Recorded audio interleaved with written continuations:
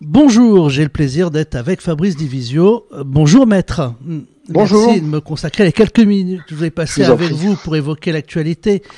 Il y a plusieurs sujets que je voulais aborder avec vous, mais d'abord, où en êtes-vous des procédures que vous menez, des procédures collectives? Ça dépend. En fait, il y avait cette première vague de procédures contre le gouvernement qui a conduit à la mise en examen d'Agnès Buzyn et puis finalement à la décoration par la Légion d'honneur, c'est parce qu'elles sont en France. Il y a effectivement Olivier Véran et Édouard Philippe qui sont également visés par la même plainte, et la Cour de justice avait ouvert donc une information judiciaire dont on ne sait pas ce qu'elle est devenue. Jérôme Salomon bénéficie lui aussi avait été visé par une enquête et l'ouverture d'une information judiciaire. On ne sait pas ce que c'est devenu. Tandis qu'effectivement, nous multiplions naturellement les recours contre les mesures qui sont prises. Moi, je viens de demander là, par exemple, en urgence, avant même que le pass sanitaire vaccinal soit voté dans les jours qui viennent, la réintégration des soignants suspendus dans le Conseil d'État, au motif que quand on a 300 000 cas par jour, qu'on a 4 000 patients en soins critiques, je peux croire qu'on ait besoin de tous les soignants sur le front quand même. Alors, dans l'actualité, sur le site je ne suis pas un danger, pour les auditeurs qui nous écoutent dans leur voiture, c'est facile à retenir. Vous publiez ce sondage IFOP qui est très intéressant, qui traduit, je le pense, on le croise dans la rue, moi je l'entends, beaucoup de Français disent il faut pas soigner les non-vaccinés, finalement c'est à eux de prendre en charge les frais puisqu'ils n'ont pas voulu être non-vaccinés. Je trouve, maître, que c'est assez intéressant parce que ça remet finalement dans le fond notre modèle social universel et la sécurité sociale. Parce que ces non-vaccinés pourraient peut-être leur répondre, chiche, mais remboursez-nous les cotisations sociales.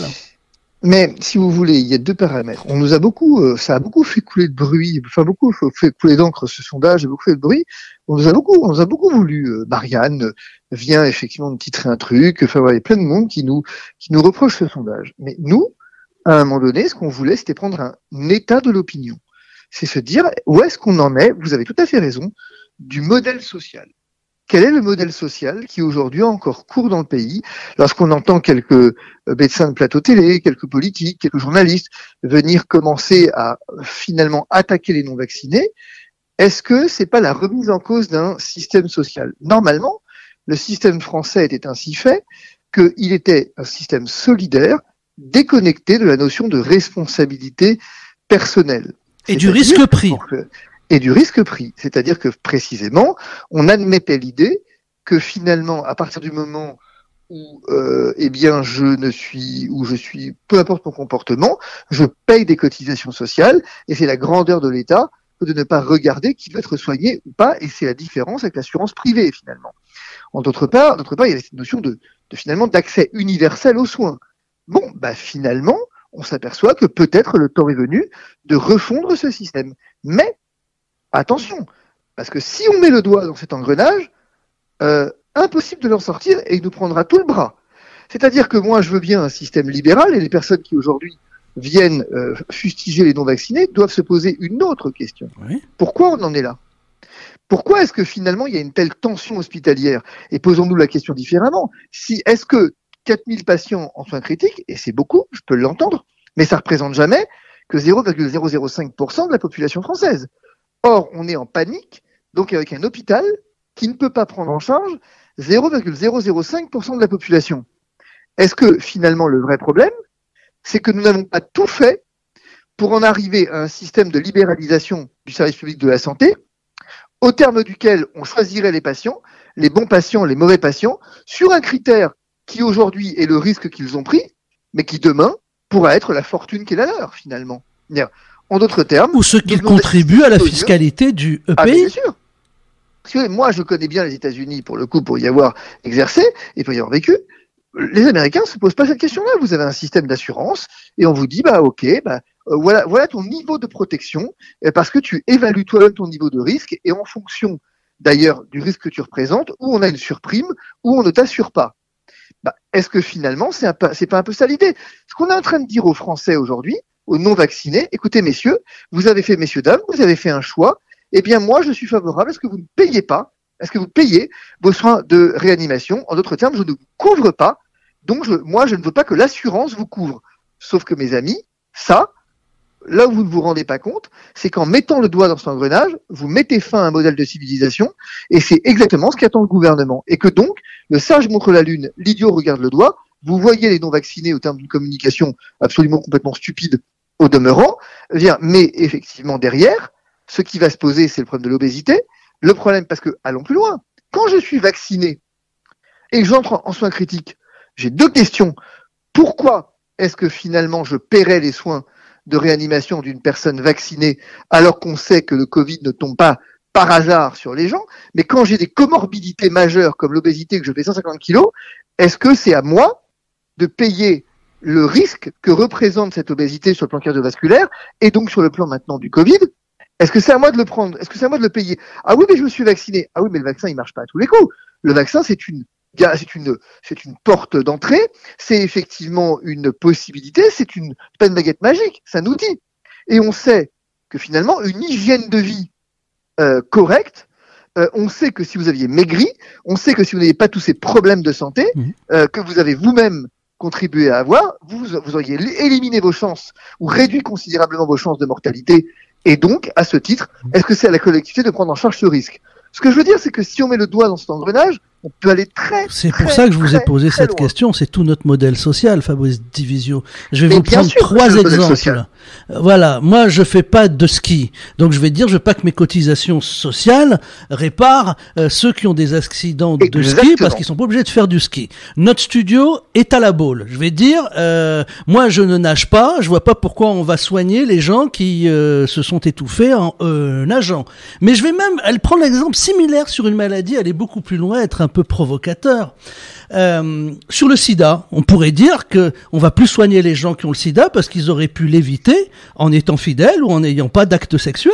Voilà. Mais bien sûr. Je provoque, vous m'avez compris. Mais non, mais moi, si je vais pousser la provocation jusqu'au bout, parce que vous pourriez aller beaucoup plus loin avec le sida, en venant effectivement y rajouter une jolie discrimination sexuelle, parce que finalement, on sait que le sida a touché je ne sais pas si c'est encore le cas, mais a quand même d'abord touché les communautés homosexuelles. Historiquement, c'est vrai. En fait, historiquement, je veux dire, et donc on pourrait parfaitement dire que, attendez, les communautés homosexuelles, moi je suis désolé, c'est un choix qui vous concerne. Moi, j'ai pas à critiquer votre choix, mais vous n'avez pas à le faire porter à la République.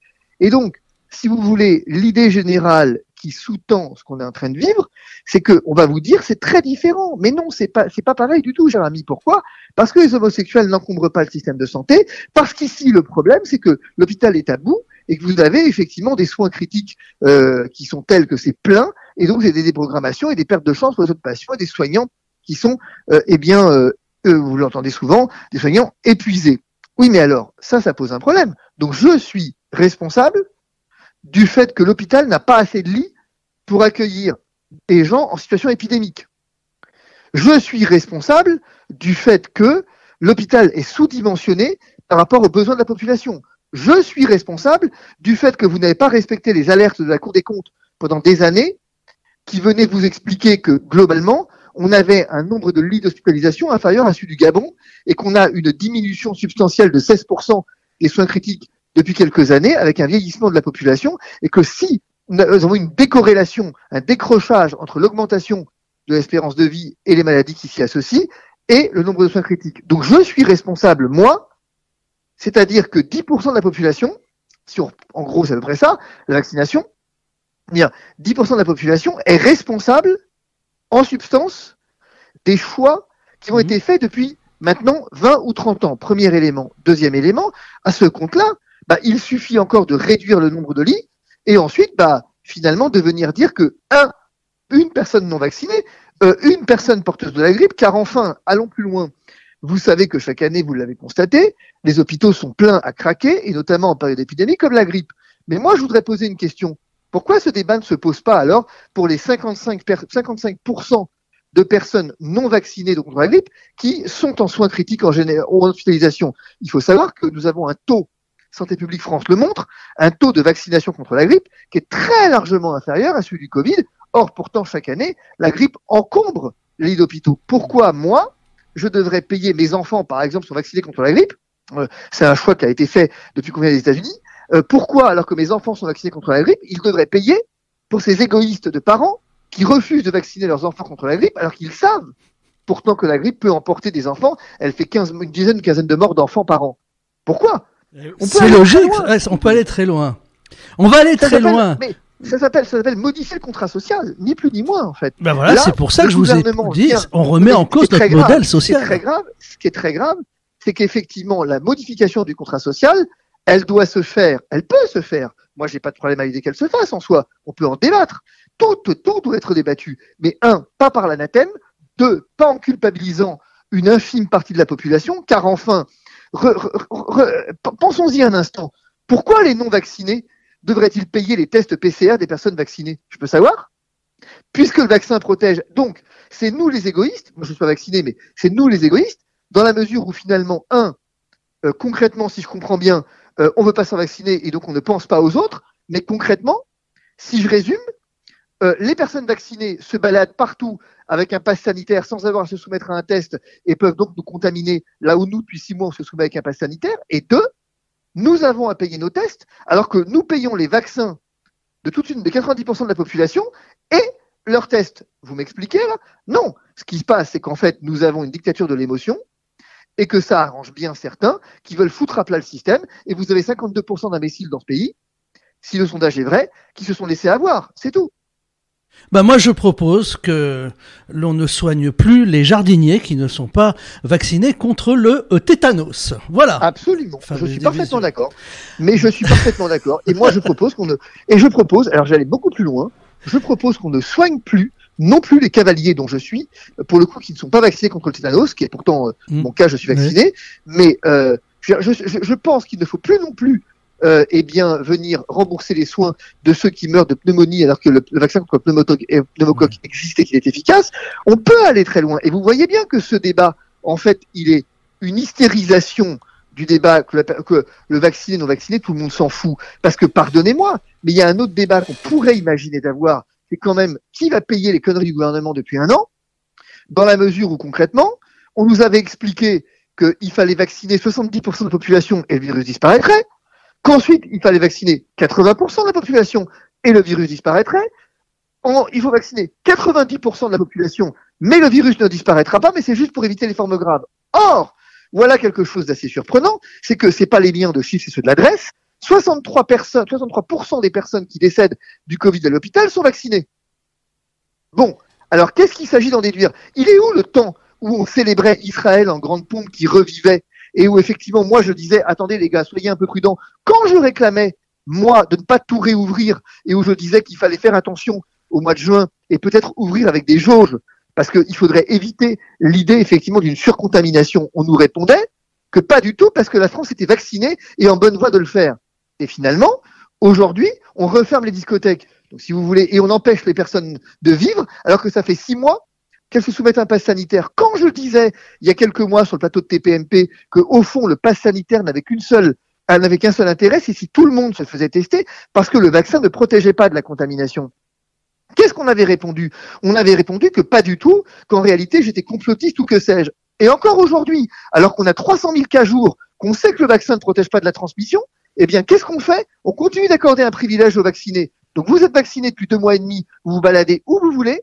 À l'hôpital, en particulier, vous vous baladez dans tous les services en étant vacciné depuis 2 mois et demi. Mais moi, l'égoïste, dont on veut me faire crever et pas payer les soins, je me balade avec un test PCR de 24 heures. Et c'est à moi qu'on fait un procès. Mais on est devenu dingue.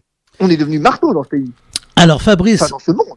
Alors, Fabrice Divisio, dans l'actualité, il y a dans le Parisien du 9 janvier une tribune publiée par David Smadja, professeur en hématologie, et maître Benjamin Fellous, avocat au barreau de Paris, qui milite pour des poursuites judiciaires à l'encontre des non-vaccinés transmettant le virus. Et ils expliquent, par exemple, qu'un juge pourrait considérer une infraction d'administration de substances nuisibles qui serait constituée si un non-vacciné contamine quelqu'un. Vous l'avez vu, cette tribune. Voilà. Bien sûr que je l'ai vu, puisque je poursuis l'avocat en question. Je le poursuis devant l'ordre des avocats, en les mettant face à leurs responsabilités, en disant à un moment donné, allons jusqu'au bout du procès, parce que vous savez que l'ordre des avocats me poursuit, puisqu'effectivement, manifestement, mes positions anti-pass ne leur sont pas tellement, ne leur conviennent pas tellement, et donc il a fallu qu'ils aillent chercher très très loin pour me poursuivre, en disant que j'avais dit à Benjamin Castaldi que c'est un abruti, et que donc c'est très inconvenant de dire à Castaldi que c'est un abruti, quelle que soit la vérité du propos. je veux dire, le fait est que j'avais traité, j'avais de manière très amicale, parce que maintenant on se connaît bien avec tout le monde, et qu'il y a cette vivacité sur le plateau de TPMP, qui est celle qui, si elle est... C'est dans l'émission même, je me souviens dans mon enfance, il y avait Michel Pollack le soir sur TF1, les gens employaient des mots pires, et il n'y avait pas de procès. Et d'ailleurs, c'est très amusant, parce que Yann Moix a dit de l'émission de TPMP qu'elle est l'héritière de droit de réponse de Michel Pollack. Bon. Mais alors, tout ça pour dire que, par contre, il va falloir qu'il se positionne sur le fait qu'un avocat écrit une tribune, ici préciser qu'il milite il milite d'abord pour la LREM, puisque la particularité de mon confrère, c'est qu'il était, on ne sait plus très bien s'il est encore militant ou pas, mais le fait est qu'il était responsable d'une section LREM, visiblement, j'ai vu le site. Oui. Cette tribune, elle n'a qu'un intérêt, c'est de venir au secours du président de la République. Il faut sauver le président qui effectivement a dit qu'il voulait emmerder les Français, et donc maintenant il faut essayer de crédibiliser ce discours et d'aller, finalement c'est le club des majorettes, aller avec les majorettes, c'est les pom-pom girls en fait, il faut aller avec les pom-pom girls, c'est le club des pom-pom girls qui viennent effectivement, les bolos et les pop, le président de la République il est populaire, et les non vaccinés c'est des bolos, tout ça est un truc d'adolescent, adolescent attardé, et en l'occurrence mon confrère ferait bien de réviser ses cours de droit, parce que administration de substances nuisibles, il ne peut pas, ou alors il faut le radier dans la minute parce qu'il a un problème de compétence, ou alors effectivement il est de très mauvaise foi, parce que l'administration de substances nuisibles, elle suppose deux choses, l'administration, c'est tout bête, mais finalement l'administration, trois choses, 2 substances nuisibles, bon quand même, maintenant voilà que le virus est une substance, bon je savais pas mais c'est pas grave, et que c'est moi qui administre le virus, et au demeurant volontairement, et l'exemple pris avec le sida est quand même incroyable quand on y pense, dans la mesure où ceux qui ont été condamnés, ce sont des gens qui ont transmis volontairement le sida, ou en tout état de cause, en taisant le fait qu'ils étaient contaminants, leur séropositivité. Donc voilà, mais quand même, ici, on parle de gens qui sont non vaccinés, dont le seul tort est de ne pas être vaccinés, et lorsqu'effectivement ils sont positifs, ils s'isolent. Maintenant, reprenons le fil. Qu'en est-il d'une personne vaccinée qui a des symptômes et qui ne se fait pas tester, mais qui continue de se balader avec son passe sanitaire et maintenant vaccinal, absolument partout? Est-ce qu'on peut avoir le même raisonnement? En toute logique, mon confrère aurait dû immédiatement prendre sa robe, mettre sa robe, effectivement, aller dans sa belle plaidoirie, expliquer que bien sûr, le principe d'égalité commande, de dire que dans ce cas-là, les personnes vaccinées, au demeurant, auraient commis une faute d'imprudence majeure ayant conduit peut-être à la mort d'un non-vacciné, ou même d'un vacciné, peu importe, ayant conduit à la mort. Non, la vérité, c'est que mon confrère ne fait pas du droit, de la même façon que le médecin ne fait pas de médecine, pour une raison très simple, c'est qu'on sait qui c'est, le médecin. C'est le frère de Nathan Samja, Nathan Samja, qui est très, très, très, très, très présent sur les réseaux sociaux, qui a été le poulain de Yazdan au conseil scientifique, et dont on sait effectivement toute l'aversion et toute la haine qu'il a à l'égard effectivement des non-vaccinés, mais qui plus est, c'est les anti-Raoult, c'est tout ce monde-là, en fait. C'est ce monde des no-fake med, c'est les ayatollahs du Covid, ce sont effectivement les nouveaux talibans du Covid. Nous sommes dans un système où on est des talibans, nous sommes en Afghanistan aujourd'hui, l'Afghanistan du Covid, avec d'un côté les talibans et les autres qu'on doit enfermer. On veut nous enfermer et même on veut nous emmurer vivants. Ce sont les enfermistes qui rêvent de confinement, qui rêvent de couvre-feu, qui maintenant rêvent de poursuites contre les non-vaccinés, le tout dans un but unique, c'est effectivement d'attirer la gloire sur eux, la lumière sur eux, parce que concrètement, Samja et mon confrère Felous, est-ce que vous connaissiez Felous avant cette tribune? Non, absolument pas. Et donc voilà que maintenant, il aura les grâces de la LREM. Vous avez vu le sondage, et c'est pas anodin dont vous parliez. Vous avez vu qu'une majorité des électeurs LREM est favorable au fait de punir les non-vaccinés en ne remboursant pas les soins. Et là, mon confrère enfonce des portes ouvertes en espérant à quelques semaines des candidatures et des investitures avoir quelques avantages de Sa Majesté le Roi. On a toujours fait ça dans l'histoire de France avec la monarchie absolue. Je voulais vous dire quelque chose. Et mon raisonnement, quand j'ai lu cette tribune, vous allez me dire si je suis à côté de la plaque ou pas, Fabrice Visio. Acceptez le postulat qu'un juge, un jour, les rejoigne, Maître Felous, et le professeur Smadja, en faisant condamner pour tentative de meurtre, par exemple, un non-vacciné. Eh ben moi, je vais plus loin. Quelques semaines plus tard, après cette condamnation très médiatique, un non-vacciné s'approche d'un vacciné, le vacciné le soupçonne d'avoir le virus et de ne pas lui dire, il le bute. Il dirait j'étais en légitime défense puisque j'ai un meurtrier qui venait vers moi. En fait, ce que fait cette tribune, vous voyez ce que je veux dire ? Non mais attendez, ce que fait cette tribune, elle fait deux choses de très graves. Un, elle humilie. Elle vise à humilier, à stigmatiser, remplacer un instant, non vaccinés par musulmans. En disant que finalement tous les musulmans qui fréquentent la mosquée du 93 de je sais pas où, effectivement sont des terroristes en puissance. C'est ces amalgames permanents qui ont conduit toujours à la haine. Mais le but... Et que tous les homosexuels sont des pédophiles. Bien sûr, hein, bien sûr. Le but, effectivement, il n'est absolument jamais de contribuer à un débat public. Et le but, en ces temps troublés, n'est pas de mettre la paix dans les cœurs, ni effectivement dans les foyers. Le but, il est de tirer la couverture à soi. Rien d'autre. C'est qu'aujourd'hui, nous avons des gens qui sont attention, parce qu'ils pactisent avec le diable. Nous avons des gens qui, concrètement, c'est ce que j'appelais tout à l'heure le club des pom-pom girls, où vous avez effectivement, le président de la République aujourd'hui fait figure de chef-ten des pom-pom girls, et vous avez toutes les petites minettes qui sont là avec lui, en train d'effectivement se secouer les pompons et venir, humilier ceux qu'on qualifie volontiers de bolos. Voilà. Attention, parce que l'histoire, la vérité, c'est que ce que ces gens ne voient pas, c'est que l'histoire est en train de nous donner raison. Ce que ces gens ne voient pas, c'est qu'aujourd'hui, les pays qui souffrent véritablement de mortalité majeure du Covid, ce sont les pays majoritairement vaccinés. Qu'aujourd'hui, nous avons quand même un gros problème, c'est que nous avons des courbes qui sont largement supérieures à celles de l'Angleterre, qui, elle, n'est soumise à rien, largement supérieure à celle de la Suède. Qu'au demeurant, nous avons un autre problème, c'est qu'aujourd'hui, nous savons, sauf être de très mauvaise foi, que la vaccination facilite la contamination par les anticorps facilitants. Donc attention, et d'ailleurs le discours commence à changer, ils n'ont pas perçu ce petit changement. Mais si vous écoutez sur les plateaux télé, on ne vous dit plus maintenant que le vaccin empêche la transmission. C'est que Castex qui vous le dit. Mais sinon, les médecins, même aujourd'hui, regardez ce qu'a dit de manière incroyable Éric Côme sur LCI, c'est un mauvais vaccin. C'est un mauvais vaccin. Même Laurent Alexandre sur TPMP commence à en revenir. Il est loin le temps où on mangeait son chapeau si Israël était confronté à une autre vague. Il est loin le temps où, après la super vaccination d'Israël, on mangerait son chapeau s'il y avait de nouveau des morts. Aujourd'hui, on avoue que le vaccin est moyen. Et alors qu'on avoue que le vaccin est moyen, il faut quand même sauver la stratégie du tout vaccinal. Et donc, on envoie des politiques à la rescousse, en pompier un peu pyromane. On envoie des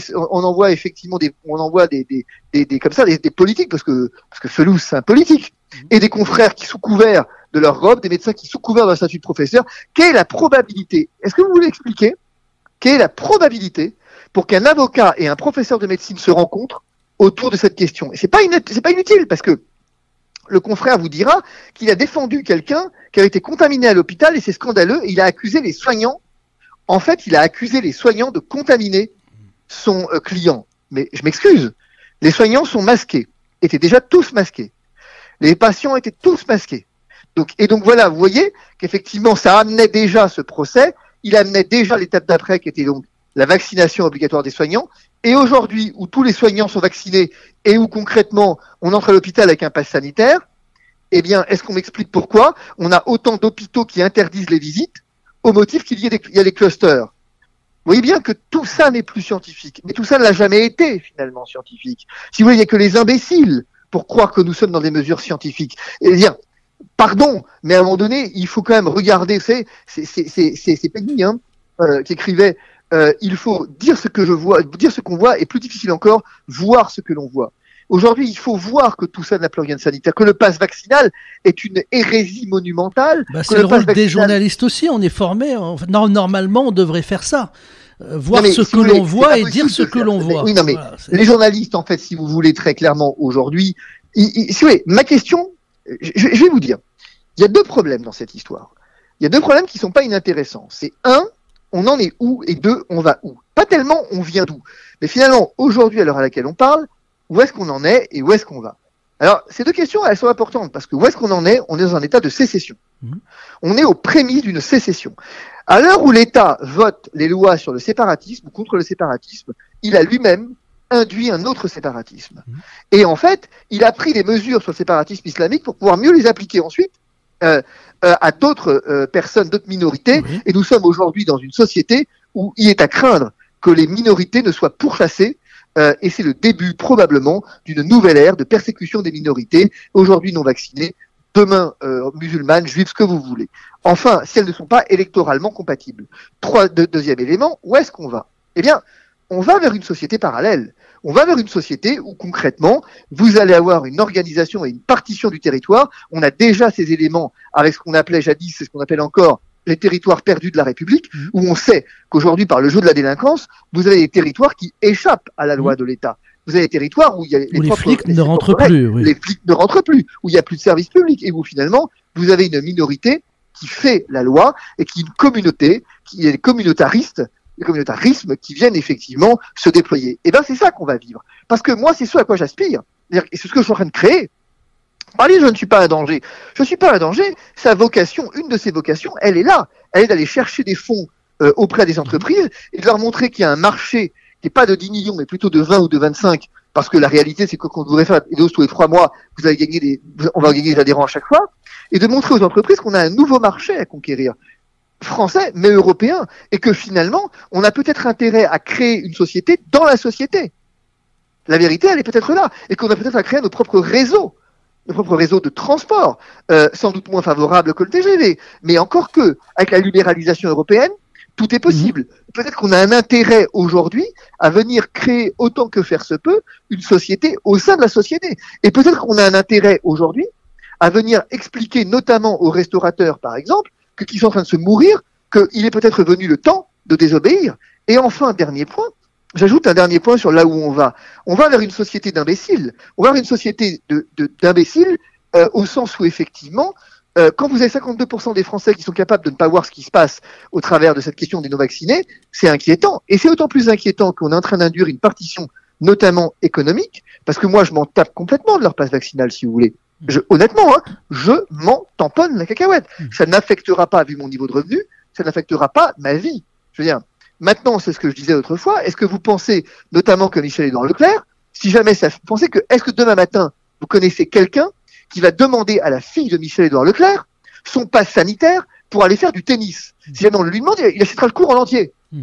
Maintenant, par contre, les gamins du 93 dont je viens, eux, si je comprends bien, si tu veux avoir un bouquin, fais-toi piquer. Donc l'accès à la culture conditionné par la piqûre. L'accès au sport conditionné par la piqûre. Donc c'est-à-dire que vous induisez encore plus, vous avez une double peine. Ceux qui sont déjà pénalisés par la vie se retrouvent de nouveau pénalisés, sauf à se faire vacciner. On va dire, bah c'est pas grave, ils ont qu'à se faire vacciner. Ouais, ils y ont aucun bénéfice. Alors que c'est des gamins, ils y ont aucun bénéfice. Zéro, pas un. Mais par contre, l'État l'a décidé ainsi, et donc ils n'ont guère de choix autre que obéir ou mourir. Et ben ça, vous voyez, et ben ça là, ça on le paiera. Mais alors, vous n'imaginez pas à quel point on le paiera, parce que ça là, ce drame là, c'est pas un drame de civilisation, c'est un drame de fin de civilisation, et qu'on assiste sous nos yeux à une civilisation déclinante, à une civilisation qui est en train de disparaître et qui est en train de laisser sur le bord du chemin toute une catégorie de la population, et comme d'habitude, la moins favorisée. Que vous allez avoir quelque chose qui va se creuser, c'est le flot des inégalités qui va se creuser de plus en plus. Et aujourd'hui encore, eh bien, vous avez affaire aux très riches, dont je fais partie modestement à mon niveau, qui effectivement peuvent se permettre tout ce qu'ils veulent. Et vous avez de l'autre les catégories populaires et même moyennes, mais qui plus est effectivement encore plus populaires, qui ne peuvent plus rien se permettre. Eh bien, vous creusez les inégalités et vous arrivez exactement au système des ghettos. Vous allez créer des ghettos. Bravo. Et pour les classes populaires, c'est l'État qui entretient, qui donne le logement via les logements sociaux, qui donne les allocations et qui contrôle tout, finalement. Mais vous savez... Et on te donnera Netflix gratos en plus. Mais vous savez, depuis le départ, je dénonce ça. Le confinement, c'est un truc de bourgeois. Le confinement, on aime le confinement. Mais qu'est-ce qu'on aime, le confinement? Écoutez Samja. À la Baule, tout le monde aimait le confinement. Mais exactement. Mais moi, alors je vais vous dire, moi je réclame, moi j'ai écrit au président de la République pour le supplier de nous reconfiner, en fait. Parce que concrètement, je vis dans 300 mètres carrés à 5 et j'ai à peu près une vingtaine d'hectares autour de moi.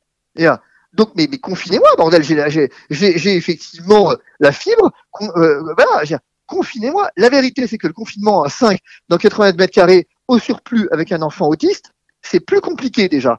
Mais ça, Si vous voulez, c'est toujours le même problème. Vous avez ceux qui discutent de la pauvreté et ceux qui subissent la pauvreté, et vous avez ceux qui discutent de la liberté et ceux qui se battent. Mais pour la liberté. pauvre maman, seule, qui est divorcée, qui élève son fils seul, peut-être dans un 2 pièces cuisine, qui est à Nanterre, qui prend son RER tous les matins, voilà, celle-là. Oui, mais cette France-là, elle n'est pas en marche, cher ami. Cette France-là, elle n'est pas en marche. Cette France-là, elle fait du surplace. Cette France-là, elle ne contribue pas au meeting, effectivement, d'Emmanuel Macron. Elle n'est pas elle n'est pas en marche. Elle ne fait pas partie du club des pom-pom girls. La pauvre dame qui vient effectivement faire ce 3/4 d'heure de RER. Imaginez un instant qu'elle soit immigrée en plus. Elle n'est guère très présentable dans la France d'Emmanuel Macron. Elle fait partie de celles qui ne sont rien. Vous savez, ces gens qui ne sont rien et qu'on croise dans les gares, Dieu sait si peut-être même cette dame, on la croisera dans une gare et on pourra la reconnaître en ce qu'elle n'est rien. Dans les gares, vous avez ceux qui ne sont rien, mais il aurait dû dire pas tout à fait, car vous avez les hommes d'affaires dans les gares. Ceux qui voyagent en première, ceux qui effectivement ont leur salon privé, et vous avez les autres qui s'entassent dans le RER. Vous avez ceux qui habitent à Tours et qui travaillent à Paris avec effectivement TGV, parce que c'est confortable. Vous savez, c'est à peine plus que finalement habiter au fond à Gare du Nord quand vous travaillez au Marne-la-Vallée. Oui, à cette différence-là, c'est que le voyage il vous coûte 15 fois plus cher.